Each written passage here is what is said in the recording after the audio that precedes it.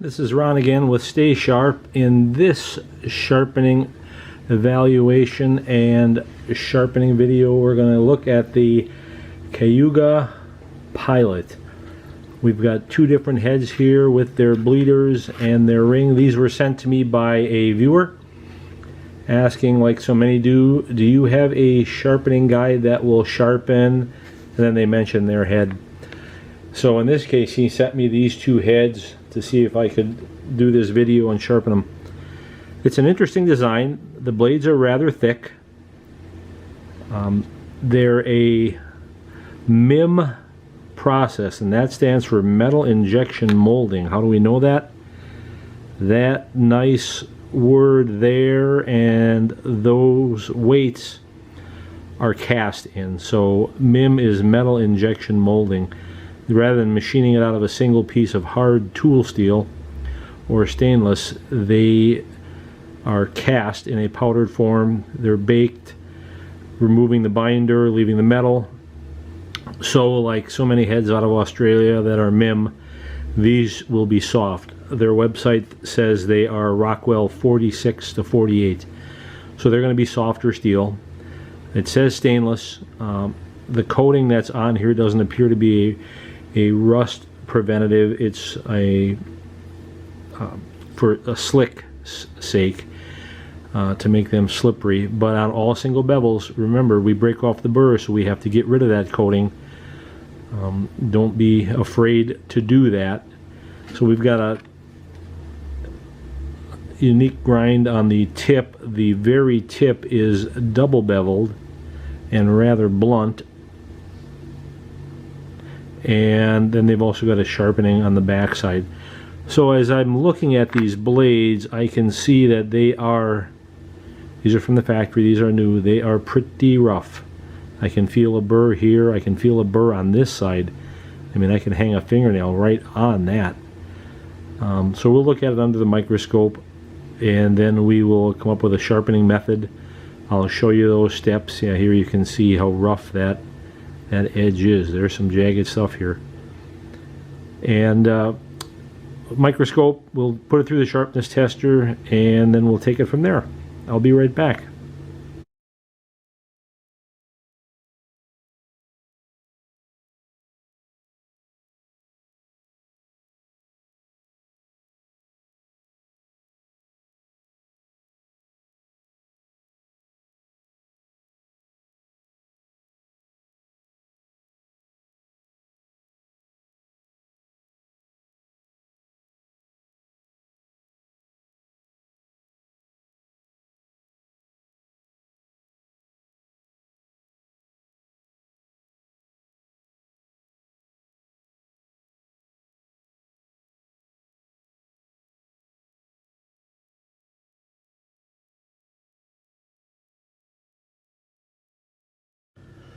So that out of the box sharpness under the microscope looked pretty bad. It looked pretty choppy. I don't fear cutting myself at all on this factory edge. But again, a factory edge is only a snapshot in time. When you get this head, you will practice with it. You'll dull it, so you own sharpening. When you kill an animal, pass through into the dirt, you own sharpening. So at each step, it's up to you. The factory can do what it can do, but you own the sharpening, so get used to that. Let's see how this edge does on the meter. I don't fear holding my fingers on the edge of this blade.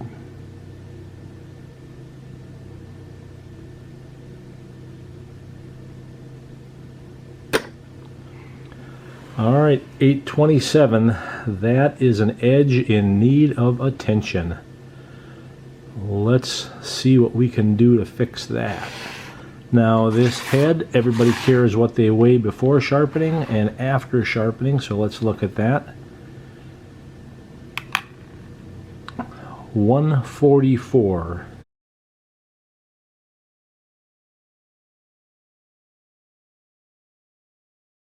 The Kayuga heads, I'm going to use our version C guide. And this is the orientation that I will have the head. because it's a single bevel, I only have to sharpen this side, break off the burr on this side. The roller position for this one is the second one from the top. I've covered the edge up with Sharpie marker, and in this orientation, you could do this by positioning it so that you have this edge and you'd be standing alone working on it, and then reposition it for this edge. But in the orientation that I've got it right now, and that roller, you can see, let me move some stuff out of the way, you can see that I am pretty darn good on the factory angle. How will we know? I'll just use a ceramic rod to see what it's doing to the Sharpie marker that I put on here. So you can see I'm attacking just that leading or cutting edge. That's really all I care to get to. In this case, I'm not going to regrind this whole edge on this head. There's no need to. You're just trying to sharpen up that very jagged edge that's on here. Now, with the kit, we supply a double cut round file, which in this case would be a great addition since this head was so jagged, right? To go in here and clean up that very jagged edge. And as you can see, I'm doing just that. We also supply the ceramic crock stick. We supply a wooden dowel. Now in this case, I've wrapped that wooden dowel with sandpaper. And we sell grits on the web store, 240, 400, 800, 1200, 2500 grit, wet dry sandpaper. So the wooden dowel serves two purposes. You can wrap this, if you purchase some of the sandpaper, you can wrap this wooden dowel and make a round file in any grit you want in the 5 grits that we sell. When you're done, take the sandpaper off, use the buffing compound on the wooden dowel, and the dowel is then a buffing stick. So the dowel is pretty versatile. So in this case, if I've got sandpaper wrapped around here, I have now made a round file in the grit of 240. I'm just running it back and forth on this roller, but making contact with the edge as I go. So you can do a sweeping motion from back to tip. You can start in the middle and go to the tip, restart in the middle, go to the trailing edge. It's really up to you. So I'm going to go through all these grits, and again, remember, when you create a burr on the backside, and you will, you need to break that off. Now, unfortunately, you're going to get rid of this nice slick coating that they've got on here, but you would rather have a sharp head than the coating, trust me. Put a little oil on there and you won't have to worry about corrosion. It says it's stainless steel, but I always oil any head because there may be some carbon in it and you don't want it to rust. So I'll go through the sharpening steps. I'll come back in a bit and catch up. So with this head, I've gone through 240, 400, and right now I'm on 800. I've just wrapped some 800 grit sandpaper around the dowel, held it in place with tape, and I'm finding that I like the technique of going from the center, the deepest part of the blade, out to the tip, from the center out to the trailing edge. If I try to push in too deep, I find that I cut the sandpaper, and you don't want to be pushing too hard anyway. So when I did all of those other grits, as I mentioned, I broke the burr off, and that's what we're going to talk about next.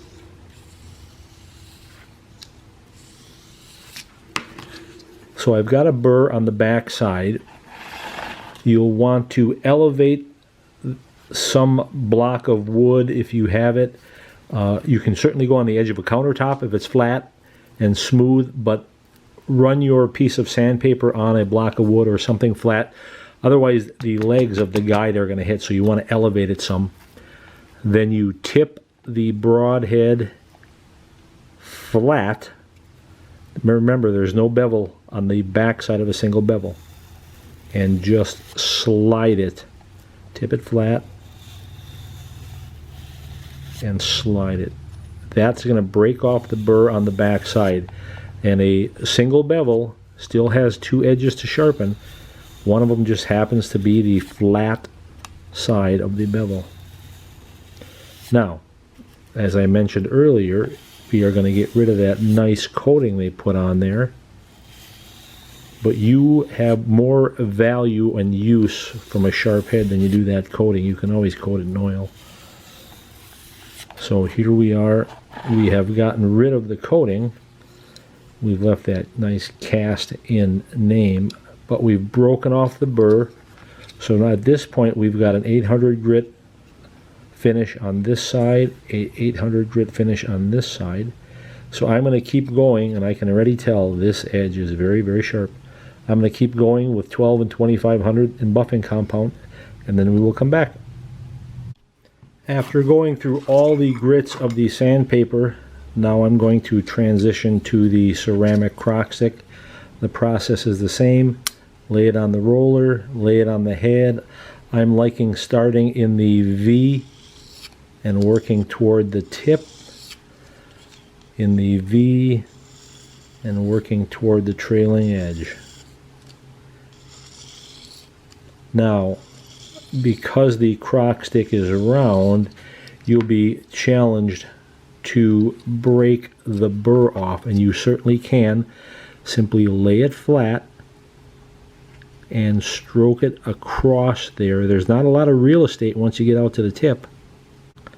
The other method that you can use is going back to your wet dry sandpaper. In this case, I've got 2500 grit on here, and smooth that burr off, or break that ceramic crock stick burr. You won't feel the burr, but trust me, there is one there. So if I lay it on 2500 grit and give it a couple strokes, I will clean up the back side of that blade as well. And as I've said, the back side of a single bevel is an edge that you own, so we're shining this up pretty good. But that is the second half of this edge. After the ceramic crock stick, it is the wooden dowel with buffing compound on. This just happens to be a 3/8 wooden dowel. So if you want to go out and get another one, you can actually use a large diameter aluminum arrow and use one to wrap with sandpaper and use the other one for buffing compound. So it's the same process. Lay it on the roller, I drop it into the V and stroke backwards. You can't stroke the wooden dowel into the blade or you'll cut it. So if I go this way, I'm going to cut the wooden dowel or scrape off the buffing compound. So here we're just putting a mirror polish on that edge. As many strokes as you would like, the more the better, because you are polishing up that micro burr and that mirror finish on the edge. You will produce a super clean, super sharp edge, and we're going to see that under the microscope when we're done.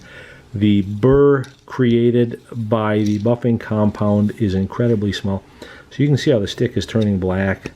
That's the metal coming off. That is normal and to be expected. The burr that you'll want to break off after buffing compound, again, I would recommend the same way you broke off the burr when you did the ceramic crock stick. Elevate 2500 grit, lay it flat, and give it a couple of passes. You won't need many. This burr from buffing compound is so small you won't be able to see it. But now we've got an edge that is going to be incredibly sharp, and we will check it out under the microscope. So the blade is done, the two main blades. As far as a trailing edge, I did touch that up. Now, I don't place any value on the sharpness of a trailing edge on a single bevel. I do place value on the fact that it's single bevel, because all of these slope surfaces cause rotation by pushing on that. If you're relying on it to cut on the way out, you've probably failed already, but you can simply take the crock stick and freehand it, tip it until you feel it hit both edges, and give it a stroke. Now, a better solution is just get a little square dowel, and with the square dowel you can wrap all the grits of sandpaper around it like we did the round dowel and get this flat surface. The same is true of these Tonto tips. So a small square paddle with the sandpaper on it allows you, and in this case I'll just show a small file, color it up with Sharpie and simply use the sandpaper on a square dowel until you got all the Sharpie on. Again, you're going to have to remove the burr. This is a double bevel tip, but Tonto tips and trailing edges are always freehand, whether you value them or not. So simply wrapping the sandpaper around a square dowel and doing the tip and the trailing edge would be absolutely fine for sharpening this. So I've sharpened the trailing edge a little bit, and then I removed the burr from the back side. Again, trailing edge sharpness, I think as far as I'm concerned, it's unnecessary. So the next step is to look at it under the microscope and in the sharpness tester.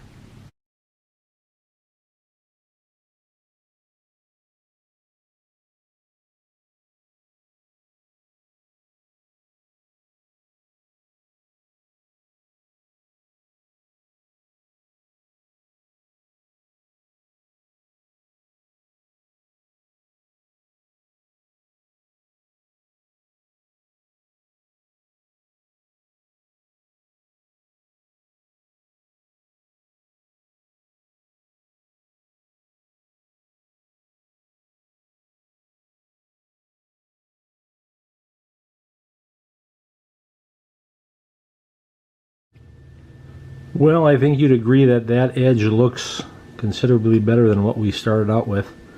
We paid attention to the back side of the edge because on a double bevel, that's one edge. And here is the edge we produced.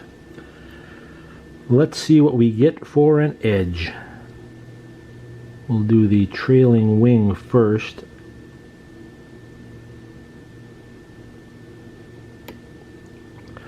.102.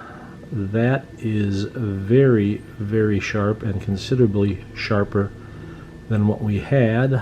I'll reload the machine and I'll come back and we will do the leading edge. Now let's look at the leading edge of the blade.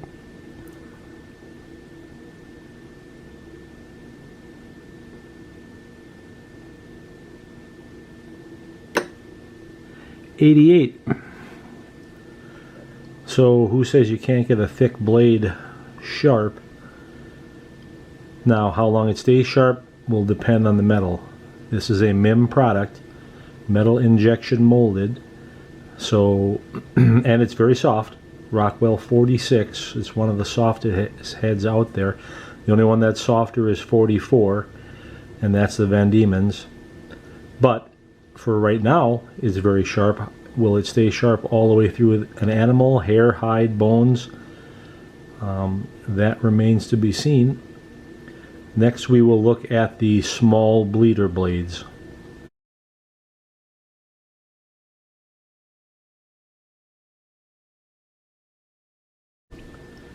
Before we do the bleeder blades, let's get a weight. Now I've only done one half of the head, so we haven't removed too much material, so let's look at what we get for a weight. We were 144 when we started, we're still 144, as to be expected.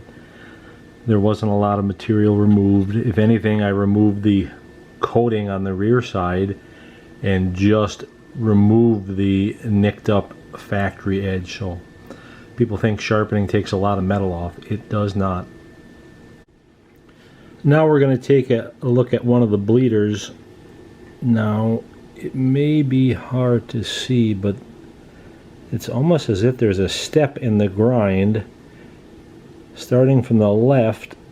About the first eighth of an inch it's one height, and then it's another height, and then as you can see there's some chipping and nicking taking place in the blade. This one's got some waviness too, almost at the midpoint. So these will definitely need some attention. So we'll put these on the sharpness meter and see what sort of a sharpness we get, and then we'll look at them under the microscope as well.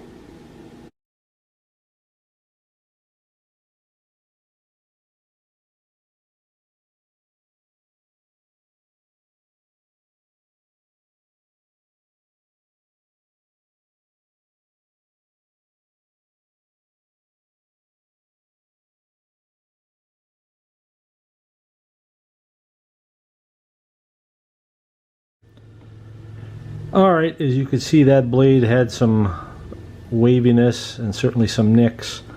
It's too small to hold my hands and try to do the sharpness test, so I have to hold it in the pliers. So let's see what we get.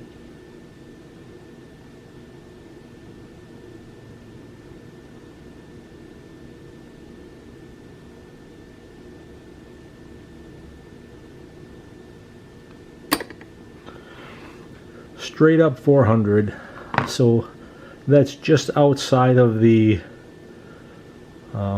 new cutlery range, but I'm certain we can do far better than that. So let's get on to that task next.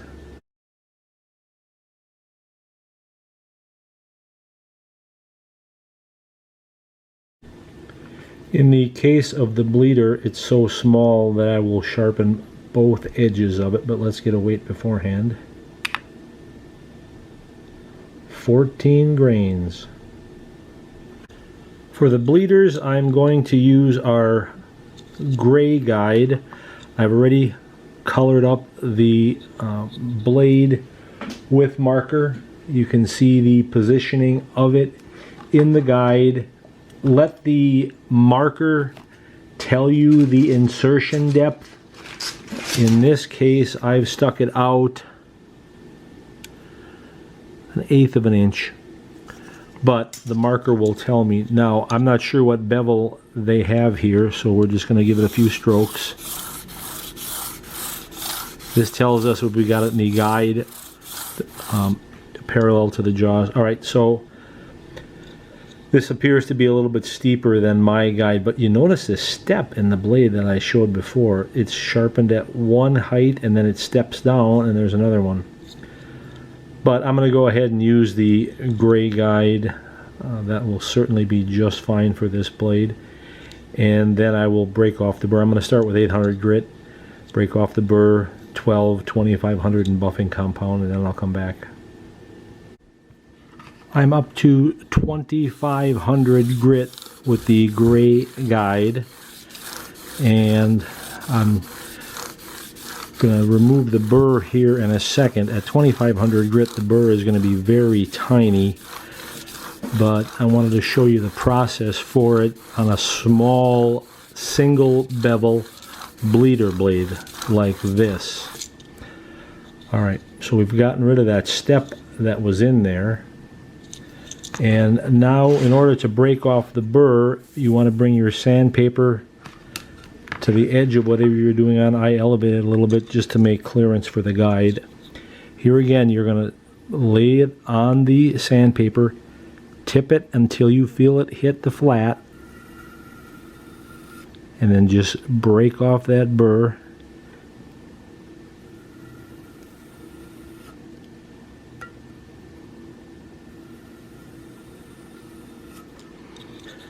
So now we've gotten rid of the burr on the back side that we chased there on the front side, so this blade is getting pretty sharp.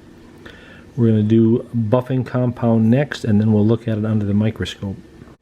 As I do in every video, I show just plain old cereal box cardboard, buffing compound rubbed on it.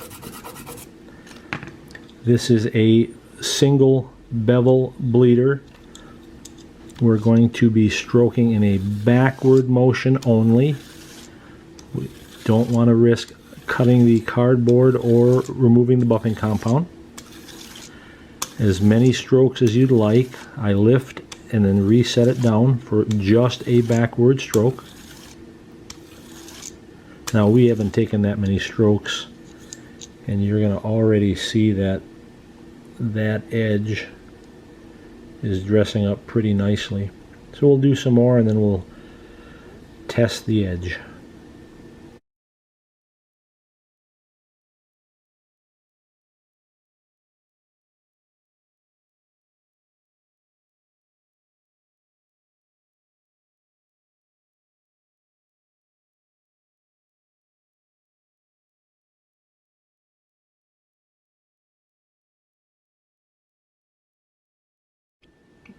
Alright, we've seen the bleeder blade under the microscope now. I sharpened both edges because I want to get a weight on it. Let's get a sharpness reading.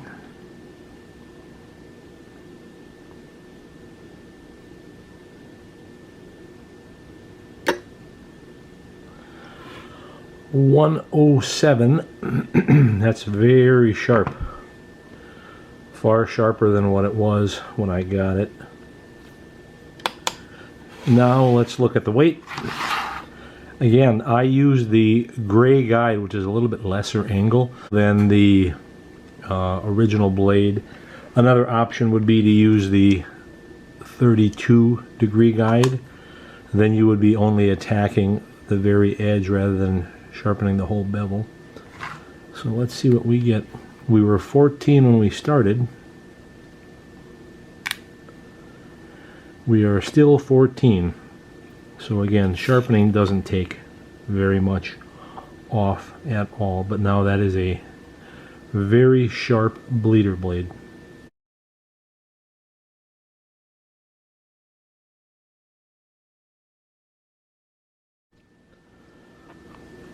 Alright, so that was sharpening the Kayuga, the smaller of the two, which weighs